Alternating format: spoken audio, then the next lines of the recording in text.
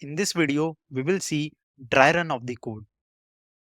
Now let's do a quick dry run of the approach. So suppose we have n, let's suppose n equals to 7. Okay. Or let's suppose n equals to 5. I guess we can get, it will be very long. So n is equals to 5. I will create an array of n size. So I will create an array of 5 size 1, 2, 3, 4, 5. This will be my array. Now I will say array 0 will be 0. So I will say 0 will be 0. Let me write the indexes 0, 1, 2, 3, 4, n of 5, right? I am writing n plus 1. So I guess there should be one more array size. So 5.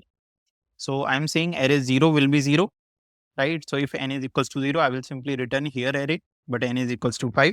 So I will go ahead and I will say array 1 will be 1. So array 1 will be 1. This is 0, this is 1, right? Now I will start from 2. So basically I am starting from 2. I will go till n. So this will be my final point.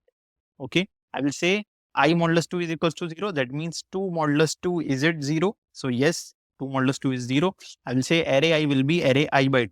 So 2 by 2, that means 1. So this value will be 1. Right. My pointer will move ahead.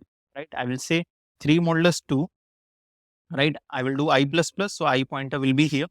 I will say 3 modulus 2, what is the value? That is 1, that is not equals to 0. So I will come here and I will calculate the I by 2. So I will calculate 3 by 2, that is 1, right? And I will find out the value of 1, that is 1. I will add 1. So 1 plus 1, right? So basically my value of ARR of 3 by 2, that is 1.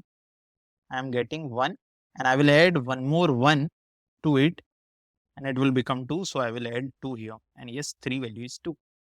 Similarly, my I pointer will move ahead. My I pointer at 4. 4 is again even. 4 is even. So 4 modulus 2 is 0. So my answer will be 4 by 2. What is 4 by 2? That is 2. 2 value is 1. So I will simply put 1 here. Now 5. So for 5 again, 5 is odd. So I will again calculate the x. So x will be 5 by 2. That is 2. Floor value. So I will find out array of x, array of 2. That is 1. So array of 2 plus 1, that is 1, and 1 plus 1, that will be 2. So here it will be 2. And in the last, because I is reached to the end, right? In the last, I will return this array and this will be my final answer.